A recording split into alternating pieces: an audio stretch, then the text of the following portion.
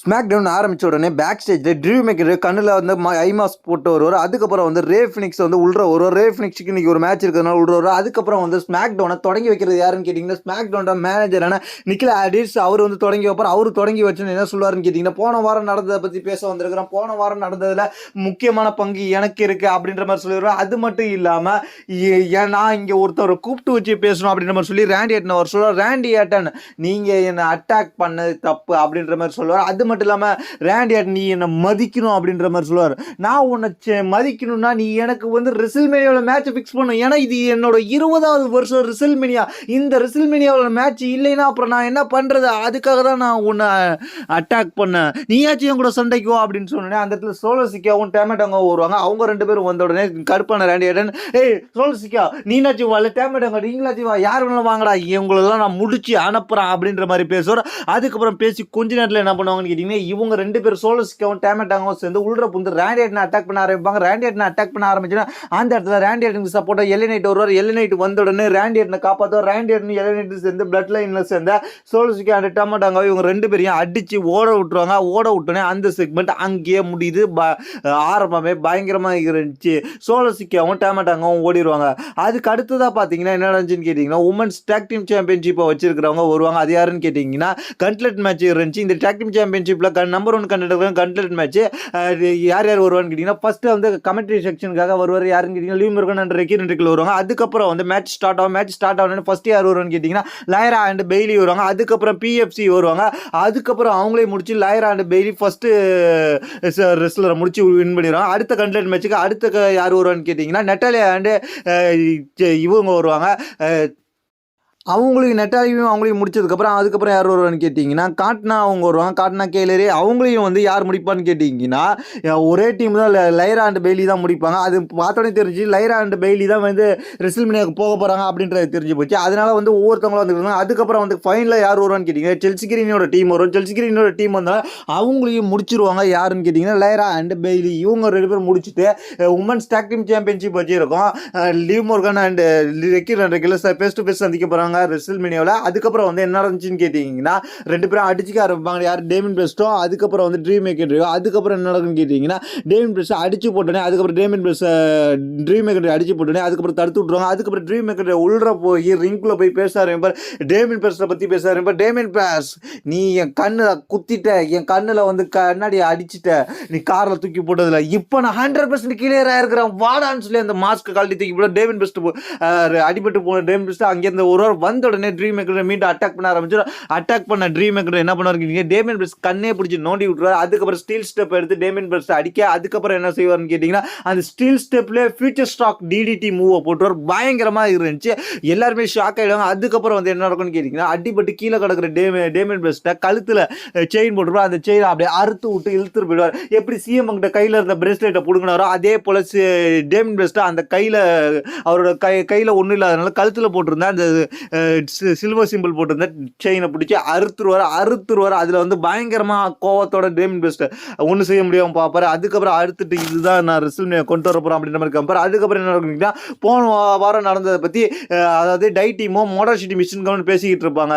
Back ஸ்டேஜில் டிவியை பார்த்து ரீப்ளே பார்த்து பேசிக்கிட்டு இருப்பாங்க. அதுக்கப்புறம் என்ன நடக்குதுன்னா ரே ஃபினிக்ஸ் வரும். ரே ஃபினிக்ஸ் ரிங்க்கு வந்து ரே ஃபினிக்ஸுக்கு இன்றைக்கி ஒரு மேட்ச் இருக்குன்னு சொல்லியிருந்தா அந்த மேட்சாக ரே ஃபினிக்ஸ் வர்சஸ் ஹம்பிரிட்டோ இவங்க ரெண்டு பேருக்கு நடக்கும். இந்த மேட்ச் வந்து நல்லாவே நடந்துச்சு. இந்த மேட்ச் வந்து ஹம்பிரிட்டோ வேற லெவல் பர்ஃபார்மன்ஸ் பண்ணார். உண்மையில சொல்லலாம் ஹம்பிரிட்டோ நல்லாவே பர்ஃபார்மன்ஸ். ரே ஃபினிக்ஸுக்கு சிட் அவுட் பவுட் பாம் 2 வாட்டி போட்டார். இருந்தாலும் ரே ஃபினிக்ஸ் ஸ்பின் பண்ண முடியல, ரே ஃபினிக்ஸ் தோக்கடிக்க முடியல. இருந்தாலும் கடைசியில் ரே ஃபினிக்ஸ் வந்து தன்னோட மெக்சிகன் மசில் பஸ்டரை போட்டு இந்த மேட்சை வந்து வின் பண்ணிடுவார். வின் பண்ணதுக்கப்புறம் என்ன நடக்குன்னு கேட்டிங்கன்னா சாண்டா எஸ்கோபார் வருவார். சாண்டா எஸ்கோபார் வந்து கை கொடுக்க சொல்லுவார். ஆனால் கை கொடுக்க மாட்டார். ஹம்பிரிட்டோ அங்கேருந்து கிளம்பிடுவார். அதுக்கப்புறம் வந்து ஹம்பிரிட்டோ கிளம்புனதுக்கப்புறம் பேக் ஸ்டேஜில் பார்த்தீங்கன்னா நிக்கில் ஆடிஸை சந்திக்கிறதுக்காக நிற்பார். அதுக்கப்புறம் அந்த இடத்துல வந்து பார்த்தீங்கன்னா நிக்கில் ஆடிஸை சந்திக்க நின்ன இடத்துல இருந்து உமன் சாம்பியன்ஷிப் வச்சுருக்கவங்களுக்குள்ள ஒரு கான்ட்ரவர்சி உருவாயிடும். அந்த கான்ட்ரவர்சிக்கு வந்து நிக்கில் ஆடிஸ் பதில் கொடுப்பாரு.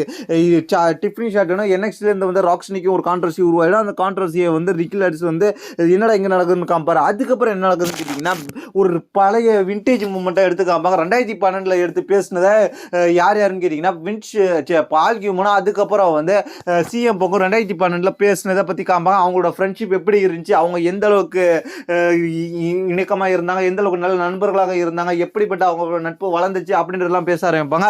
2013 வந்து சிஎம் பங்கு விட்டு போயிட்டாரு அப்படின்றதெல்லாம் காமிப்பாங்க. அதுக்கப்புறம் வந்து 2013 சிஎம் பங்கு போன சிஎம் பங்கு 2023 வந்தார். 10 வருஷம் கழிச்சு வந்ததுக்கப்புறம் சிஎம் பங்கு எவ்வளோ அங்கீகாரம் கிடைச்சிச்சு, சிஎம் பங்கு என்ன செஞ்சாரு, பால் கியூமன் வந்து என்னோட பெஸ்ட் ஃப்ரெண்டு தான் என்ன ஹால் ஆஃப் ஃபேமரை இன்ட்ரடியூஸ் பண்ணுன்ற மாதிரி சொன்னால், அதுக்கப்புறம் சர்வே சீரிஸில் வந்து ஹெல்ப் பண்ண எல்லா மூமெண்ட்டையும் காமிப்பாங்க. அதுக்கப்புறம் சிஎம் பங்கு மெயின் ஈவெண்ட் ஆகிட்டார். ஏற்கனவே ராயல் ரம்பில் இருந்தார், ஏற்கனவே எல்லாத்துலேயுமே மெயின் பண்ண சிஎம் பங்கு இந்த வாட்டி ரெசில்மேனியாவுக்கு மெயின் ஆகிட்டார் அப்படின்னு மாதிரி சொல்லுவாங்க. அதுக்கப்புறம் கார்மல் கைஸ் ஒரு விளம்பரத்தில் வந்துருப்பா, ஸ்னீக்கர்ஸ் விளம்பரத்தில். அதுக்கப்புறம் வந்து அலிஸ்டர் பிளாக்கோட ப்ரோமோ அடுத்த கட்டமாக காமிப்பாங்க. அதுக்கப்புறம் என்ன நடக்கும்னு கேட்டிங்கன்னா, பேக் ஸ்டேஜில் ஹம்ப்ரி டூடோ வந்து சாண்டோ எஸ்கோபார் வந்து கை கொடுக்க சொல்லு அப்படின்ற மாதிரி அவரோட பார்ட்னர் வச்சு சொல்லுவார். ஆனால் வந்து ரே ஃபினிக்ஸ்ட போய் சமாதானமாக பேச சொல்லு அப்படின்ற மாதிரி பேச சொல்லுவார். அதுக்கப்புறம் அந்த இடத்துல வந்து அவங்க போனதுக்கப்புறம் ஆண்ட்ரே வந்து நீ எவ்வளோ பெரிய ஆளுன்றது தெரியும், ரே ஃபினிக்ஸ் ஒரு சாதாரண ரெஸ்லர் இப்போ தான் வந்திருக்கான், அவன் கூட நீ போய் சமமாக ஆகணுமா அப்படின்ற மாதிரிலாம் கிளப்பி விட்டு போகிற. அதுக்கப்புறம் ஹம்ப்ரி டூடோ சொல்லிக்கிட்டிங்கன்னா, இது உன்னோட வேலை இல்லை, மைண்ட் ஓன் யுவர் பிஸ்னஸ், உன் வேலையை பார்த்துக்கிட்டு போ அப்படின்ற மாதிரி சொல்லுவார். அதுக்கப்புறம் என்ன நடக்கும்னு கேட்டிங்கன்னா, பேக் ஸ்டேஜில் ஒரு ப்ரொமோ காமிப்பாங்க. நயமி வந்து பேக் ஸ்டேஜில் கழுத்தில் தலையிலலாம் பிளேடை தொங்க விட்டுக்கிட்டு ஒரு ப்ரொமோ கொடுப்பாங்க. சாட் கிர்கிலுக்கு ஒரு பயங்கரமான ப்ரொமோ கொடுப்பாங்க. ரெசில்மேனியாவில் உன் கதையை முடிக்க போகிறான் அப்படின்ற மாதிரி. அதுக்கு பதில் கொடுக்குற மாதிரி சாட் கிர்கிலும் வந்து ஒரு வீடியோ கான்ஃபரன்ஸில் பதில் கொடுப்பாங்க. இவங்க 2 பேரும் வீடியோ மூலியமாக பேசிப்பாங்க, ப்ரொமோ காமிப்பாங்க, ரெசில்மேனியா ப்ரொமோ. அதுக்கப்புறம் வந்து சாம்பியன்ஷிப்லாம் வச்சு அடிக்கிருப்பாங்க. எல்லா சாம்பியன்ஷிப்பையும் ஷோகேஸ் பண்ணியிருப்பாங்க. அந்த ஒவ்வொரு பழைய vintage championship, spinning WWE championship எல்லாத்தையும் காமிப்பாங்க. அந்த சாம்பியன்ஷிப், ஈகிள் சாம்பியன்ஷிப் எல்லாத்தையும் WWE வந்து ஷோகேஸ் பண்ணதுக்கப்புறம் என்ன நடக்கும்னு கேட்டிங்கன்னா, கோடி ரோட்ஸ் வருவார். அடுத்ததாக சாம்பியன்ஷிப்லாம் ஷோகேஸ் பண்ணியிருக்கும் போது கோடி ரோட்ஸ் உள்ள வந்து தன்னோட சாம்பியன்ஷிப்பையும் ஒரு இடத்துல வைப்பார். வச்சதுக்கப்புறம் இங்கேயும் கொஞ்சம் சாம்பியன்ஷிப் இருக்கும், இந்த சைடில் கொஞ்சம் சாம்பியன்ஷிப் இருக்கும். கோடி ரோட்ஸ் சாம்பியன்ஷிப் நடுவில் இருக்கும். கோடி ரோட்ஸ் ஒவ்வொரு சாம்பியன்ஷிப்போட வரலாறையும் பேசுவார். இந்த சாம்பியன்ஷிப்பை யார் பெஸ்ட்டாக வச்சிருந்தா அப்படின்ற மாதிரிலாம் பேசுவார். அது மட்டும் இல்லாமல் எடிக்கிறோ ஒரு சாம்பியன்ஷிப் வச்சிருந்த பெஸ்ட்டாக பேசுவார். அதுக்கப்புறம் ஜான்சினா வச்சிருக்கக்குள்ள ஃபேமஸாக இருந்த ஸ்பின்னிங் சாம்பியன்ஷிப்பை பற்றி பேச ஆரம்பிப்பார். இதை பற்றி பேசும்போது ஜான்சினா இது உன்னோட கேவலமான ஐடியா அப்படின்ற மாதிரி சொல்லுவார். ஜான்சினா நீ என்ன வேணாலும் பண்ணலாம்னு நினைக்கிறியா அப்படின்ற மாதிரிலாம் பேசுவார். ஜான் சீனா நல்லா கேட்டுக்கோ, ஒரு முக்கியமான விஷயத்தை கேட்டுக்கோ. நம்ம பிராக்கிட்ட என்ன சொல்லணும், ரோமன்ட்ட என்ன சொல்லணும், அதை தான் நான் இங்கே சொல்கிறேன். நான் ஒருபோதும் பின்வாங்க மாட்டேன். கண்டிப்பாக நான் உன் கதையை முடிப்பேன். அந்த விஷயத்தை தான் நான் இங்கே செய்ய போகிறேன். அதனால நான் இந்த ரெசில்மேனியாவில் சாம்பியனாக தான் நான் போக போகிறேன். அந்த சாம்பியன் வேறு யாரும் இல்லை, நான் தான். அதுவும் இந்த WWE சாம்பியனோட தான் நான் போக போகிறேன். நீ வெறும் கையோட தான் இந்த ரெசில்மேனியாவை மட்டும் இல்லாமல் WWE விட்டு போக போகிற. ஜான் சீனா அதை தெரிஞ்சிக்கோ. ரெசில்மேனியாவில் உனக்கு எண்டு எழுதியிருக்கிறேன், அங்கே பார்க்குறேன் உன்னை. அதுக்கப்புறம் பேக் ஸ்டேஜ் ஸ்ட்ரீட் ப்ராஃபிட் அடுத்த வாரம் நடக்க போகிற tag team championship match Motor City கன்ஸோட நடக்க போகிறத பேசிட்டு இருப்பாங்க. அதுக்கப்புறம் அங்கே வந்து என்ன நடக்கும்னு கேட்டிங்கன்னா, இடையில மிஸ் அண்ட் கார்மல் கைஸ் வருவாங்க. வந்த உடனே இன்டர்வியூக்கு ஓடிடுவார். வந்து என்ன சொல்லுவாங்கன்னு கேட்டிங்கன்னா, உங்களோட நான் மோதணும்னு நினைக்கிறேன் அப்படின்ற மாதிரி சொல்லியிருக்கேன். உங்களோட பெஸ்ட்டு நான் அப்படின்ற மாதிரி சொல்லுவாங்க. அதுக்கப்புறம் என்ன நடக்கும்னு கேட்டிங்கன்னா, இதில் அடுத்தபடியாக ராக் நிஸ்கியும் டிஃபினி ஷார்ட்டனுக்கும் ஒரு மேட்ச் நடக்கும். இந்த மேட்ச்சில் வந்து ராக் நிஸ்கியை வந்து டிஃபினி ஷார்ட்டன் பயங்கரமாக அட்டாக் பண்ணுவாங்க. 2 பேருமே மாறி அட்டாக் பண்ணுவாங்க. கடைசியில் இந்த மேட்ச்சில் வின் பண்ணது யாருன்னு கேட்டிங்கன்னா டிஃபினி ஷார்ட்டன் இந்த மேட்ச் வின் பண்ணி செலிப்ரேஷன் பண்ணிட்டு இருந்த நேரத்தில் சார்லி ஃபிலிப் பின்னாடியே வந்து அட்டாக் பண்ண இருப்பாங்க. சார்லி ஃபிலிப் பயங்கரமாக டிஃபினி ஷார்ட்டன் அட்டாக் பண்ணுவாங்க. அதுக்கப்புறம் பேரிகேட் போஸ்ட்டில் தள்ளி விடுவாங்க. அதுக்கப்புறம் பேரிகேட்டில் தள்ளி விடுவாங்க. அதுக்கப்புறம் தூக்கி கமெண்ட்ரி டேபிளில் மேலே விட்டுருவாங்க. அதுக்கப்புறம் மேலே போய் அட்டாக் பண்ண போகலான்னு போவாங்க. கமெண்ட்ரி டேபிளுக்கு அந்தாண்ட போய் அந்த இடத்துல வேட் பேரட் குறுக்க வந்து கமெண்ட்ரி டேபிளில் அட்டாக் பண்ண விடாமல் தடுத்துருவார். ஏன்னா ஏற்கனவே வந்து இன்ஜுரி பயங்கரமாக அடிபட்டு மேட்ச் விளையாண்டு டயர்டில் இருப்பாங்க. அதனால் மீண்டும் அடிபட்டு இன்ஜுரி ஏற்பட்டுருக்க வேட் பேரட் தடுத்து ரெசில்மேனியாவில் சண்டை வச்சுக்கலான்ற மாதிரி தடுப்பார். அதுக்கு வந்து சார்லஸ் ஃபிலிப் பயங்கரமாக வேட் பேரட்டாக போய் சண்டை போடுவாங்க. வேட் பேரட் எப்படிப்பட்ட இருந்தவர் இப்படி நிலைமைக்கு போயிருக்காருன்றதை நம்ம பார்க்குறோம். இருந்தாலும் ரெசில்மேனியாவில் உங்களோட ஃபீல்டு பயங்கரமாக இருக்குது.